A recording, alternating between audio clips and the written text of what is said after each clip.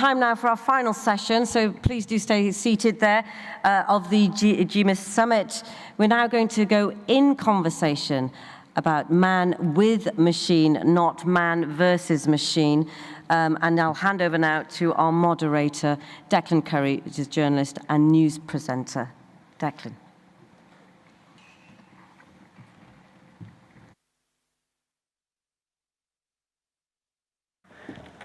Well, ladies and gentlemen, Dame et Podessa, good morning.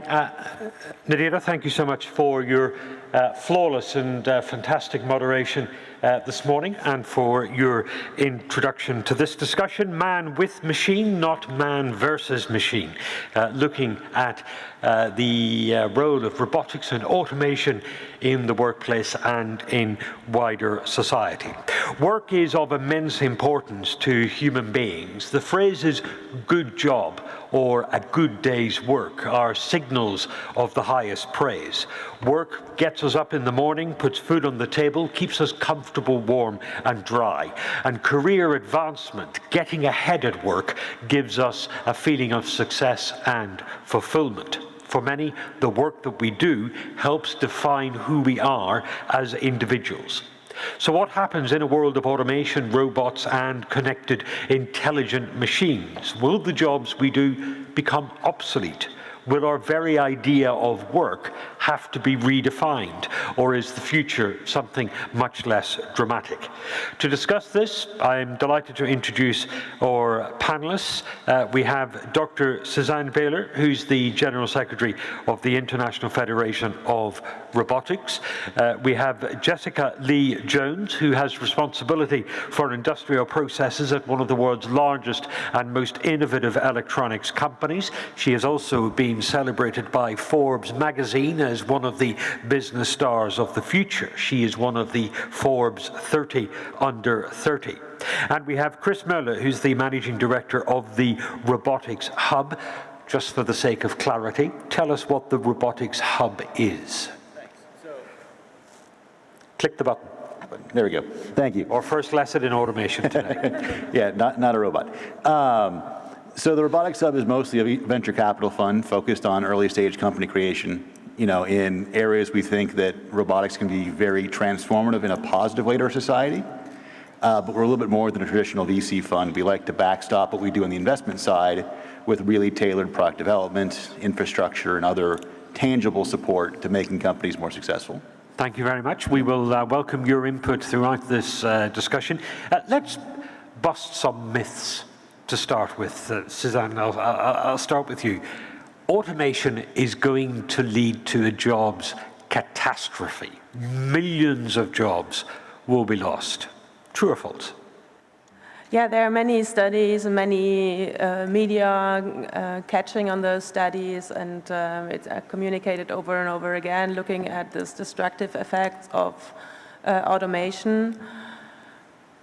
Of course, automation basically is used to replace labor in a certain task. That's what automation is for. We have some jobs that robots are really good at, and humans tend to be either slow or not well in quality. So we need to stay competitive, and as company and also as countries, we definitely will need automation, and we also have to make sure in the coming years that also SMEs can make use of automation technologies, which is so far still a hurdle. So this is the argument that automation and robotics will give us better jobs, safer jobs, more interesting jobs. That is indeed the case. And to also look at coming back to the studies on the destruction side effects, apart from that we automate certain tasks for different reasons, we see that it leads to new jobs being created in other areas around those manufacturing companies. We can actually see a certain correlation between robots used in companies and the number of jobs increasing in those companies. There's quite good statistics on that. And I can also say, if you're looking at those myths about millions of jobs being destructed, if you look at the number of new robots being installed in factories every year. It's just not fitting to that equation that it's leading. So we are at the IFR collecting the global statistics on robotics. We see that about 384,000 robots have been installed in the past year in manufacturing. If a robot was even to replace 1 or 2 workers, we couldn't destroy millions of jobs with those robots. The challenge is that that very sensible and calm argument is not cutting through.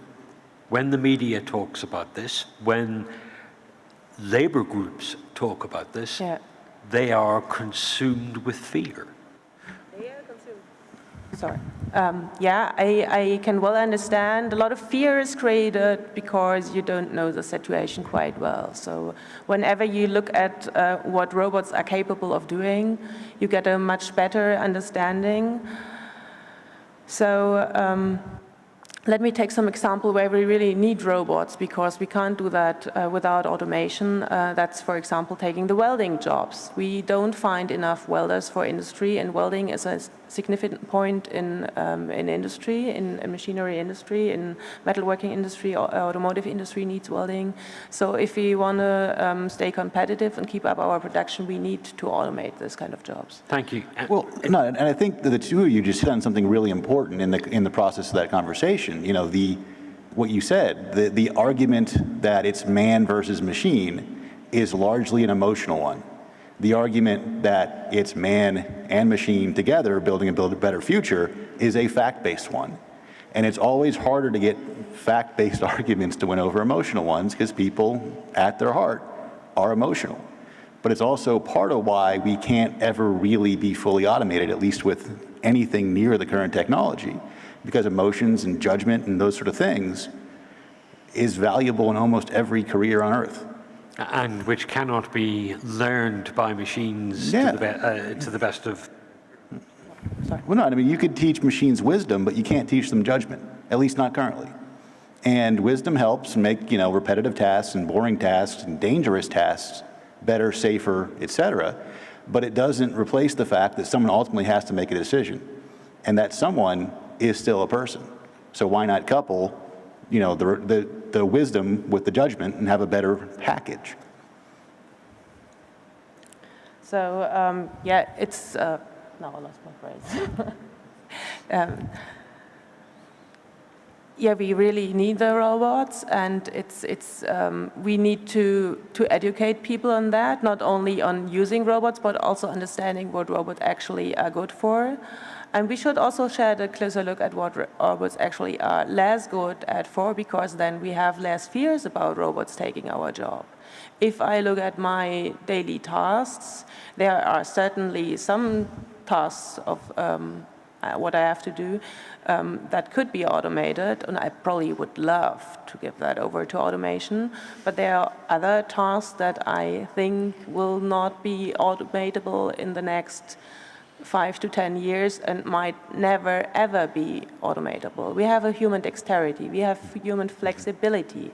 We have a lot of tacit knowledge. We can do a lot of things without being able to explain why we are doing that and how we are doing that.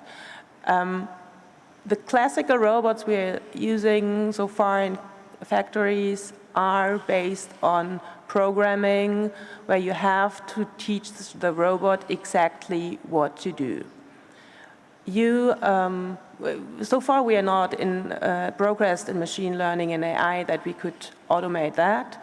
There are some ideas that in the future we have some self-learning machines that could do some unsupervised learning. So far, this kind of technology bases on a huge amount of data, which is maybe available in some B2C applications, but we don't have this large amount of data in manufacturing, because we have to start collecting that. Digitization might actually help us start collecting, investing in the collection of data. Nevertheless, we also have to be clear that we have a lot of proprietary data, company-sensitive data that companies are not even willing to share, so we can learn from those data. Okay, and we'll develop those thoughts throughout our discussion. Jessica, from your experience in industry, working for one of the largest and most innovative companies on the face of this planet, how do you judge the fear that robots will take over the workplace? So I think the points made on both sides are really, really valid here. There's a lot of scaremongering. And in my experience, the reason why there is that scaremongering is because it's something new. It's something that maybe we don't quite understand yet, we can't quite rationalize. And, humans are emotional. They're also creatures of habit, and they don't generally like that routine and that habit being challenged. So of course we're frightened of robots. But I think we need to get to the point where we see it as a really, really good opportunity rather than as a threat. Because actually what robots and what technology will do for us is free us up to do much more interesting things. In the industry that I come from, very much as Suzanne has already said, in manufacturing, all the research shows us that automation will have a net positive increase in employment. There will be job creation as a result. The types of jobs will be very different. That frightens people. And there's all sorts of questions I'm sure we'll go into later about how we get people to the level where they're ready to take on those jobs. But the point is that's a huge opportunity. What technology will allow us to do is be more human, right? It will automate, particularly in manufacturing where the tasks are very repetitive and mundane and mind-numbing to some degree. By automating those things, we can free people up to do much, much more creative things, which is what people are supposed to do. It's how we progress the human race. So actually, I don't think we are frightened of it. I think we're very positive about it. And Chris, that has been the story of technological improvement and innovation through time. Technology has been a great creator of jobs. Yeah, it's always been a great creator of job, a great force for societal progression, and at the time, scary to the people adopting it. And it's not a new conversation. I mean, we've had it in automation for 140 years, dating back to the cotton gin and factory automation in New England. We've had it in chemistry, biology, medicine, et cetera. It's on us as a society to find ways to solve these problems and, do things in the right way. But ultimately, technology implemented correctly, 1, is better economically, 2, better societally, and 3, required to keep feeding and clothing ourselves in 10 years. Just a point on this before we then move on to some of the more positive aspects of this. Whilst technology has created more jobs overall, many more jobs overall, there has always been a gap in time where jobs are destroyed first, then the new jobs are created. What's going to fill that gap, and whose responsibility is it? I actually would disagree on that point because we see that there are studies looking at this destructional effect or this change effects, and usually we see that this is over the working life. So usually people do keep their jobs or do similar jobs, and so the next generation usually is affected, that certain professions are not longer existing. So I think we still have enough, we so far have enough time for retraining and re-education and to reshape our educational system to be in a good state before we actually see a mass effect in that case. Jessica, you've seen this in Wales, which you know very well, that old technology, coal, died out, and there's a whole generation of former coal workers who have not really found a function in the workplace for the rest of their lives. Absolutely, and we should have seen it coming. We knew that coal, a mine in its own right, couldn't be there forever. And we didn't act. We didn't think about what would happen when those coal mines shut.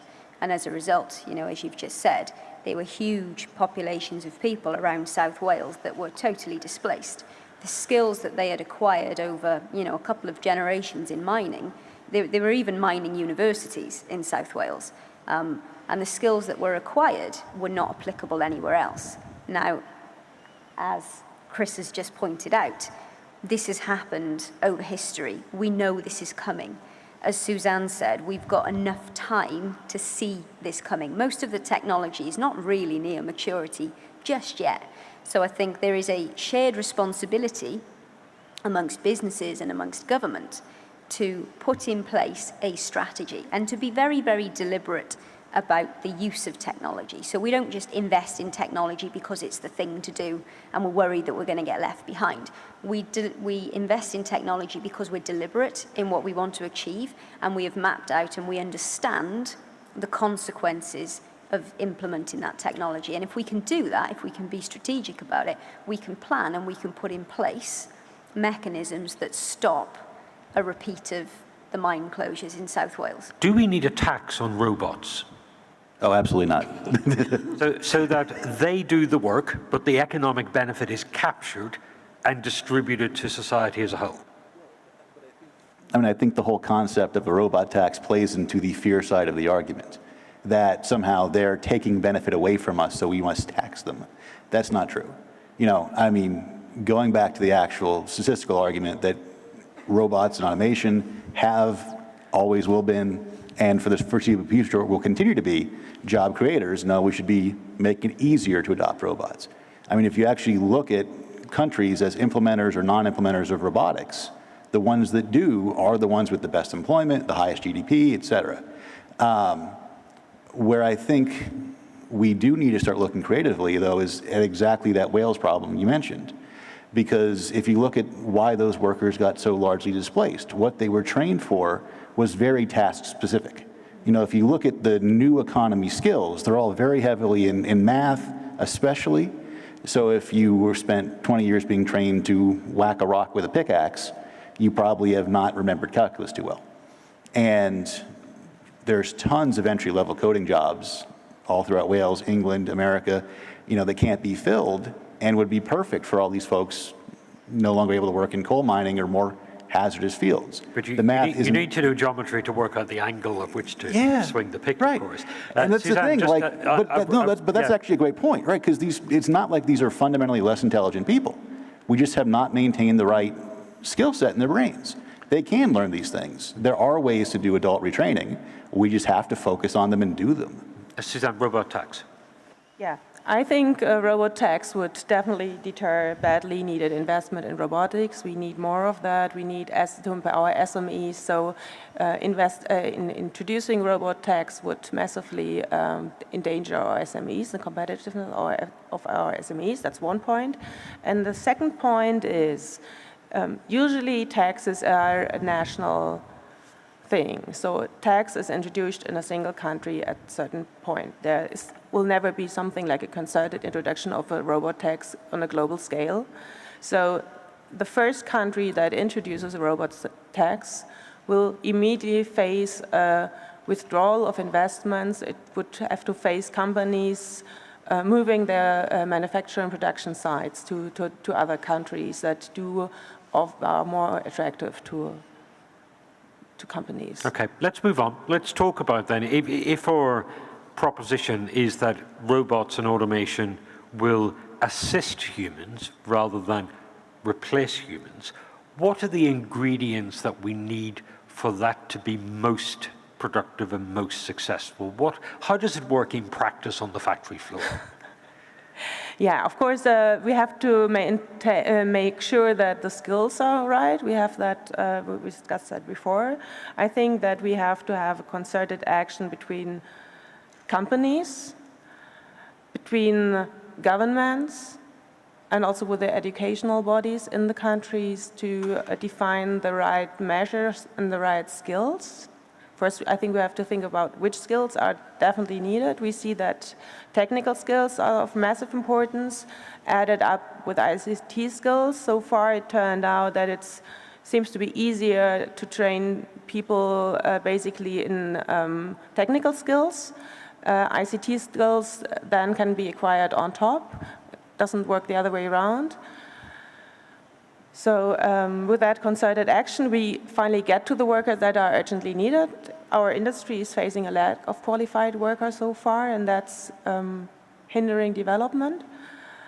And then we also... Sorry, just for one moment, that's a very interesting point, because we sometimes assume that labour shortages, skills shortages, might ease in the future because robots are doing more of the work. Actually, it creates a whole new set of skills shortages because you need skilled workers who have been trained in how to work with the machines. Yes, we need operators for the machines. We need programmers for the machines. We will, in the future, even need new skills and professions like data scientists that do train our systems in the way that we can also benefit from the newest technologies advances.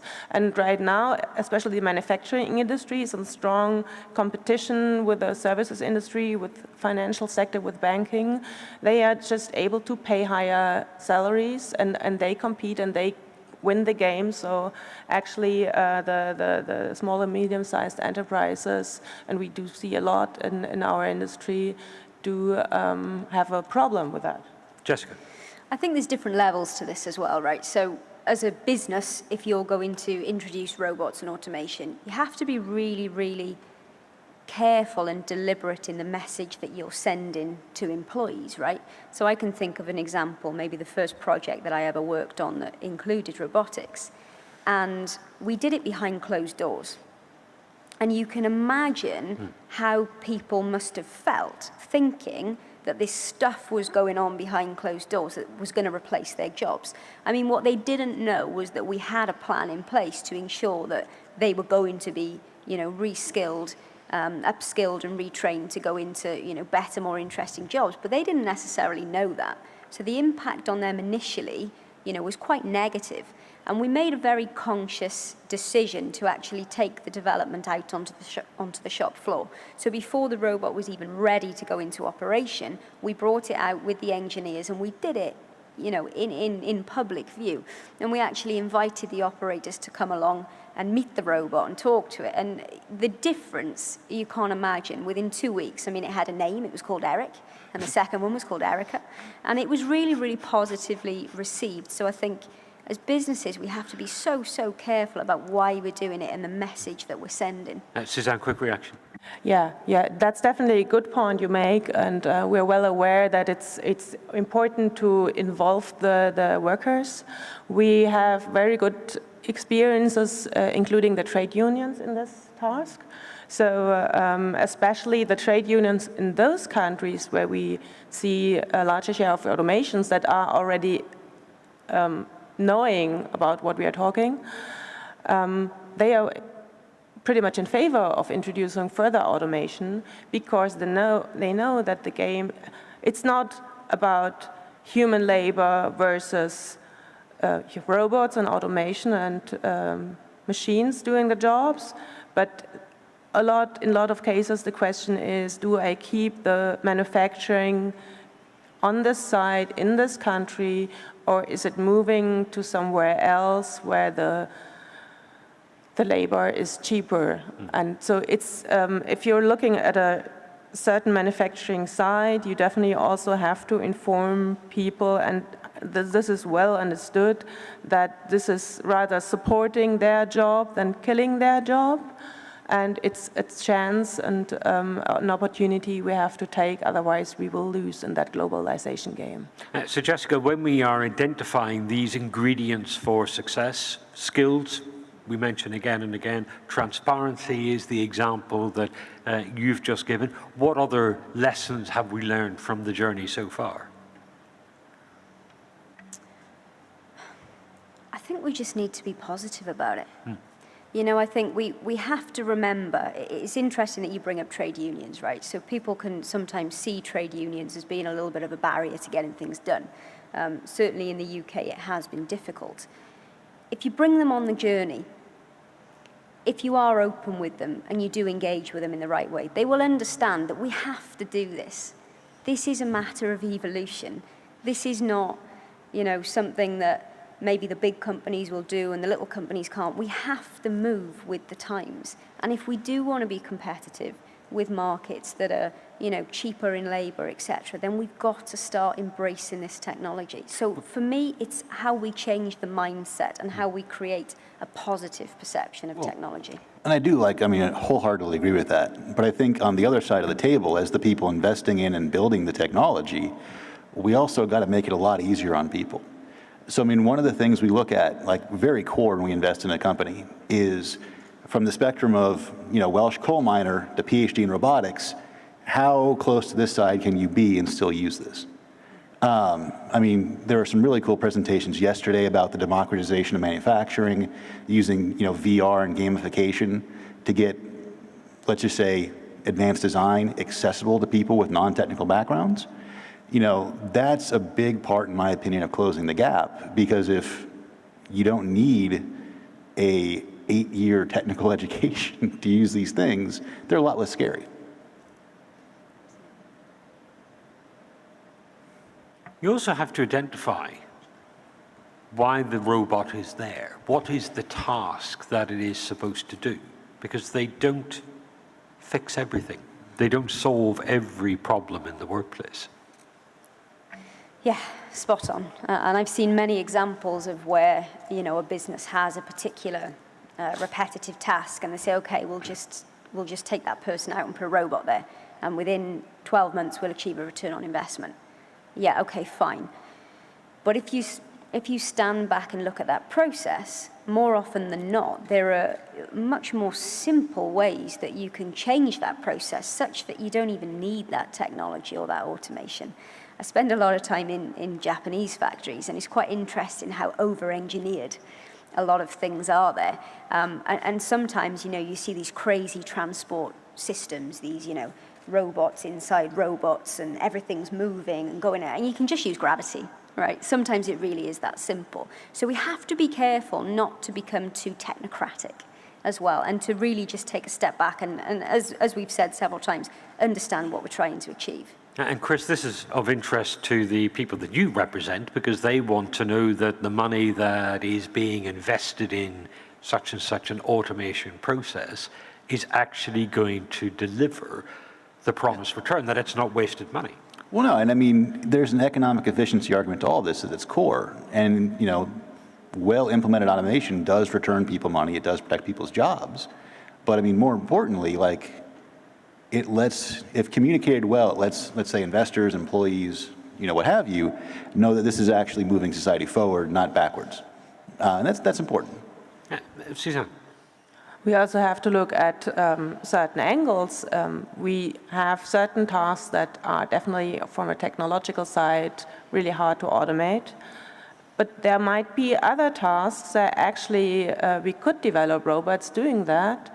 But nevertheless, they might never be brought on the market because they will never ever be economic feasible to do that. So if you think of a robot in a hotel that's doing the beds, changing the linens, it's, I think at some point in the future we will have robots that would be capable of doing so, but it's quite doubtful that they actually will be doing so on an economic scale. There was an example of a hotel chain in Japan that actually started employing a lot of robots for reception, for room service, and so on. I think I know the one. The latest news was that a lot of those robots have been displaced and lost their job because they were so ineffective that they would rather impose more work on the humans. Well, yeah, and I think that's a really cool story, right? Because, the robots get fired too sometimes. And ultimately, I think what we're going towards is that, robots are our coworkers. And just thinking of them that way makes it a lot less scary. So when we're doing a feasibility study before we invest in a company and whether or not this is actually going to get adopted, one of the things we do is we actually talk to the workers in that field and be like, look, if this thing's here, this is what you're doing afterwards, this is what you're doing now, is it better for you? And typically people say yes, because if your robot coworker is the one lifting the 50-pound packages and you get to sit in a comfy chair and guide it on your tablet, I don't know very many people in the delivery field that hate that, you know, and that example permeates.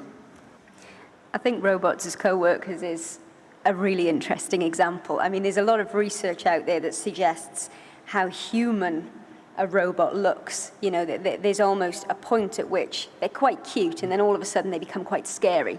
And there's a lot of research out there about, you know, do you give it a smiley mouth? And I saw that some people found this very condescending, you know, the robot was smirking at them. But then perhaps by putting eyes on it, and the eyes are able to move and show you in advance where the robot is intending to move, actually that's quite comforting.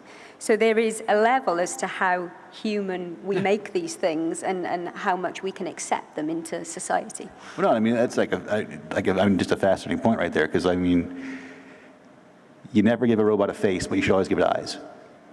Why that's true, I don't know, but it is.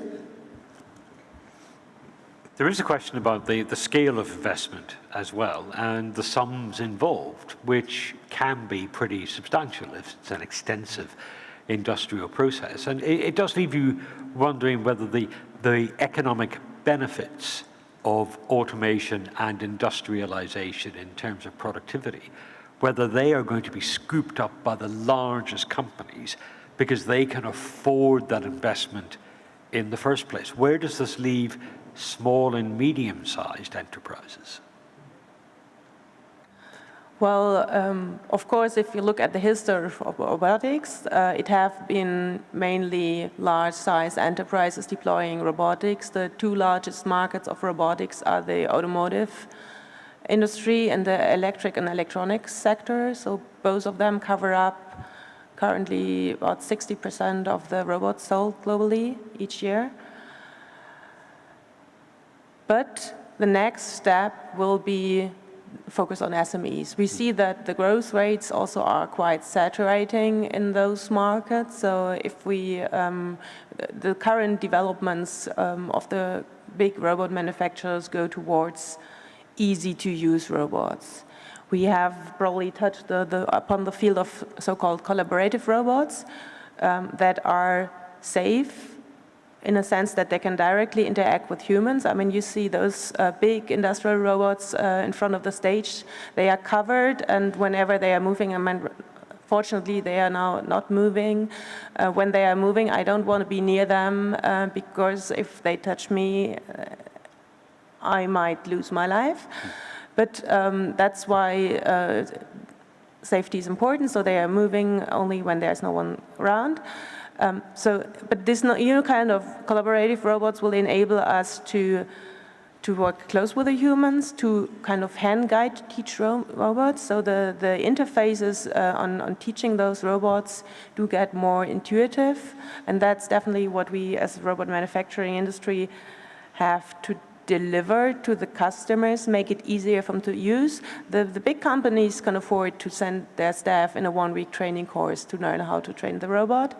But the SMEs definitely cannot. They don't have the money, they don't have the time, so we have to deliver the right technology to make it easier for them to use that, to enable them to bring up all kinds of services also dedicated to their different industry applications. There's a huge industry between the robot manufacturer and the end user company of a robot right now, which is a system integrator that knows the application and helps the company to introduce those robots. We need to overcome this. Well, I'd almost actually take the opposite approach to that, because if you look at a lot of fields, you know, where there's small, medium, and large enterprises, it's not that the large enterprises are better adopters of robotics because they're large and have the resources. They are the largest in the field because they effectively automated what can be automated and had a good strategy at it. So, you know, take a look at Amazon, you know, perfect example. Look at logistics and delivery as a whole. It's the people that become the big ones, and these are startups and big companies. They're the largest adopters of robotics on Earth, and they do it in a collaborative, human-centric way and pay their people better. So if you compare big delivery company X, they're gonna have more robots, their humans are gonna be better paid, and there's more humans per factory. You know, little mom and pop shop is mostly people in a room not being paid very well because they're not as effective. I really think there's middle ground to this as well, right? So larger companies do typically have more resource. We can talk about, long-established larger companies as opposed to maybe the younger ones that have grown quite rapidly, like your Facebooks and like your Amazons, etc. Now, maybe it's not necessarily a bad thing that large companies have the resource to invest in these things, because 9 times out of 10, they don't go right first time anyway. So as a small business, and certainly I know in the UK and I think in Europe more broadly, we are seeing much, much more growth within the small and medium enterprise. Actually, in certain parts of the UK, we're seeing withdrawal of some of the large companies as well. So we're seeing a domination of SMEs. And so is it a bad thing that larger businesses are trying things out for us in advance? You think about the VHS and the Betamax argument, for example. Was it a bad thing that some of the larger corporations fought over which was the best standard before the rest of the market adopted it? At least from a risk point of view, the smaller businesses, if they just wait that little bit longer, they know that what they're getting is mature enough and ready to go into operation. But given the scale of the challenge that Suzanne set out, is there an argument that there is a role for government, for public policy makers here, and we have some in this room with us today, that there's a role for them in intervening to ensure there is support for small businesses to catch up with the levels of investment by larger companies? So personally, I'm a little bit nervous about government intervention, but I definitely think that there is a role for governments to guide. So for example, in the UK, we've recently introduced the Industrial Strategy, which sets out the economic priorities for growth over the next 5, 10, 20 years, and then also sets out the skills that we will need in order to satisfy and achieve those levels of growth. I definitely think that there is space for governments working with expert institutions to develop those kinds of guidelines and to educate the public and businesses more broadly. Well, no, I think the example you brought up earlier is perfect for how government intervenes. If you look at that, go back to that coal miner example, it wasn't to the company's benefit to teach their coal miners math, but it was to society's benefit that we had something in place to get them out of the coal mines and into new work. And that's a perfect avenue for government. Yeah, let me just expand on that a little bit as well, because you're totally right, Chris. So again, in the UK, what we've recently introduced is a whole set of quite radical technical education reforms. The idea being we recognize that with the changes to skills that are going to happen in the next 5 to 10 years, we need to be creating pathways, not just for 16 and 18-year-olds to develop those skills, because we recognize that there's a shortage, junior coders, etc. But actually, we need to create a vehicle for people who are already in the middle of their career to be able to change paths or upskill, etc. So we've introduced apprenticeships that are designed by businesses, but they are designed with the support of academics and with the support of people who are doing those pieces around what does the future of work look like. So yeah, I think that is an example outside of taxing everything of where government can certainly intervene. Recognition, Suzanne, that in an automated, industrialized, knowledge-based economy, that learning has to be continuous throughout your working life and beyond. I think that's one of the areas where government support would be most beneficial, is actually supporting the companies to establish those training schemes that do enable the workers to keep up with the changing requirements. I think that the large companies, coming back to this large and small enterprise discussion, the large companies do have much more resources to cover up on that, but the SMEs do or will have a problem to support their workers in the way it would be needed. So I think there is a good chance to support companies in this field. I think we shouldn't do kind of incentivation of investment or direct force of direct investment of governments into these new technologies, but rather supporting the companies to be able to do so. I think we could also need more support in the research that is needed to bring technology developments into the application.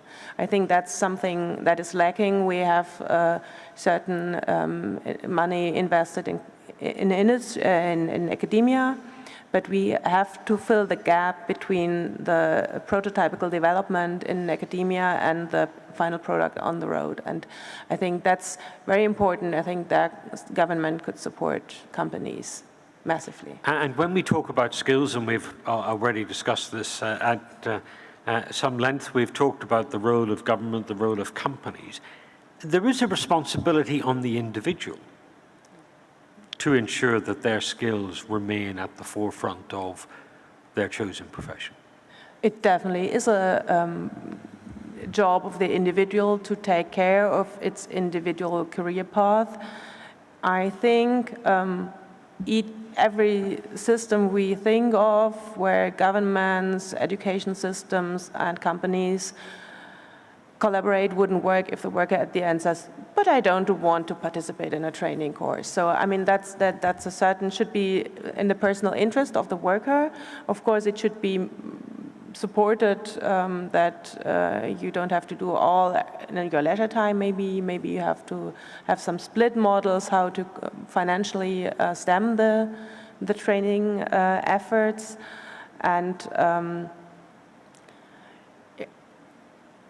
so, well, yes. I mean, I do think there is individual responsibility, of course, but there's different questions as to whether or not there's individual responsibility versus whether the systems are in place for individuals to get the help they need.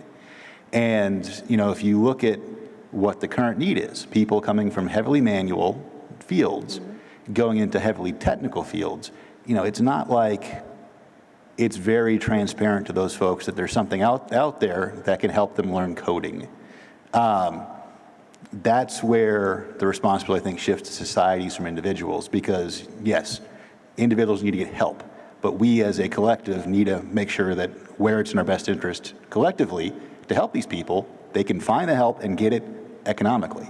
And that right there is not there yet. So that's I think, pushing up to the society level, not the individual level. There are actually some AI systems that could, or being developed currently, that could help us in that respect to see the individual skills of the workers and to match that with the skills of a certain professions. So I think we have a lot of skills in the economy, in the workers, in the employees, and we have many companies don't find the appropriate workers for their jobs. And I think if we enable, using our technology, the match, and to support the worker in seeing, okay, maybe I have to develop this one certain skill and then I'm qualified for a different job, or maybe that, or a set of that, and maybe also giving some advice how to get that, what kind of supportive measures you can base on and rely on. I think that would be a system needed for our society. I think as individuals, including ourselves actually, we have to remember that there is no job for life anymore. So in Wales we call it jobs for the boys. So everyone who went into the council stayed in the council forever and they were pretty much protected, and you know what I'm saying, right? So I think we need to remember that, and as individuals we do need to ensure that we have currency in the market. Where the broader societal piece and government comes in is, how do we know the exchange rate? So how do we, and where do we go to exchange? So education and upskilling needs to be accessible.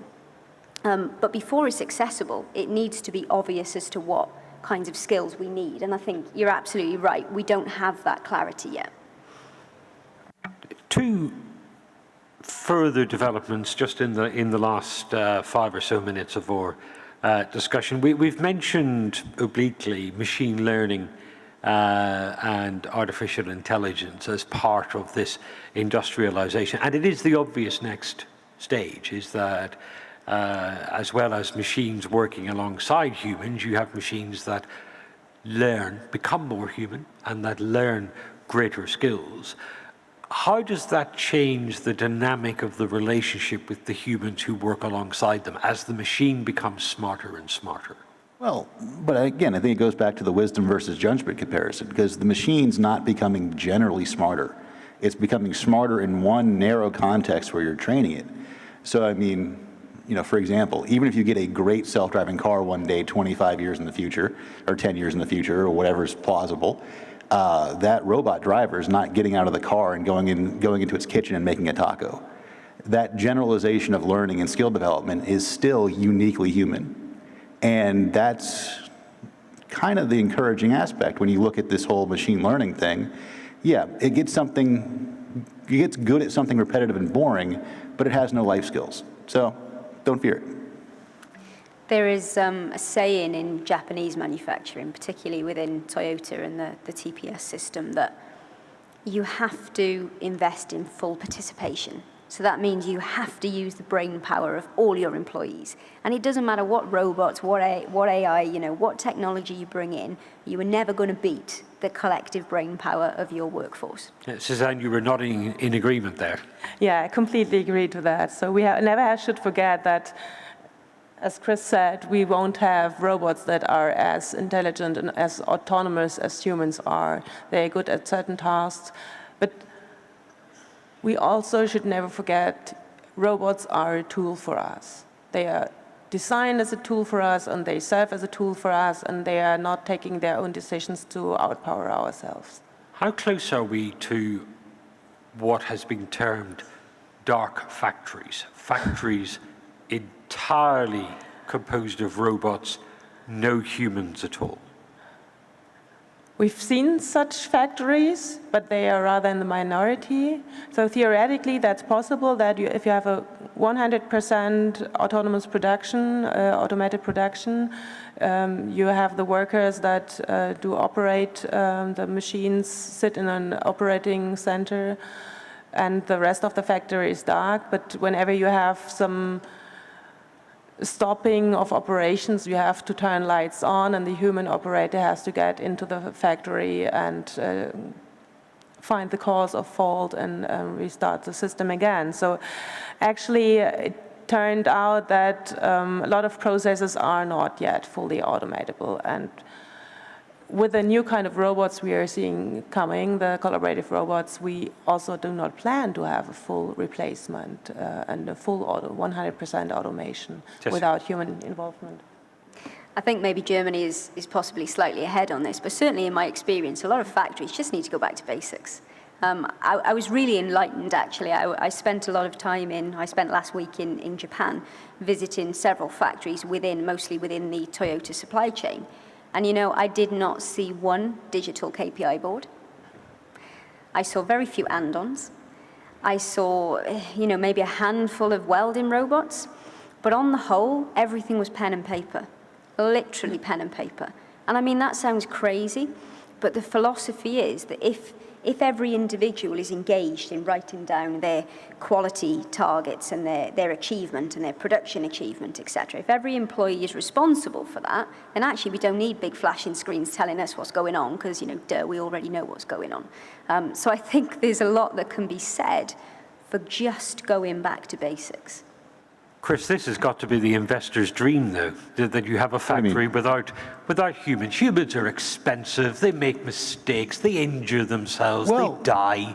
Robots avoid all of this. No, but I think, as she very well pointed out, you know, you still got to get humans in there sometimes. So if you have to shut down the factory to get humans into the previously dark environment for 3 days because it's not built for humans and machines, that's not an economically competitive outcome. And yeah, there will be dark factories, there will be purely human factories, but I think those are going to be economically less competitive ends of the spectrum versus a really well thought out manufacturing operation that uses people at what they're good at and machines at what they're good at. And just to bust the myth on people hurting themselves and killing themselves, actually in the Toyota factory, they'd gone 8,000 days without so much as a paper cut. That's impressive. That's something I can't even manage in my own kitchen, let me tell you. Talking about factories and emergencies and people getting hurt at factory, in robotics, we see that almost all bad accidents are caused by human fault, not by machine fault. Okay, give us a glimpse of the future. We've had an interesting discussion on how humans work alongside robots, how automation is augmenting human capacity rather than replacing it. What is science fact rather than science fiction? What does the future look like? I think the future brings a lot of opportunities for us to get rid of even more dull, dangerous, and dumb tasks we usually have to do as human workers. I fear that we don't get the robot that can do everything in the household. I fear that still in 10 to 15 years' time I have to clear my dishwasher again. But well, I'm really curious what will come. We will see a lot of new technologies. I don't think we will change the world drastically in the next 10 years. So I'm Jessica, science fact rather than science fiction.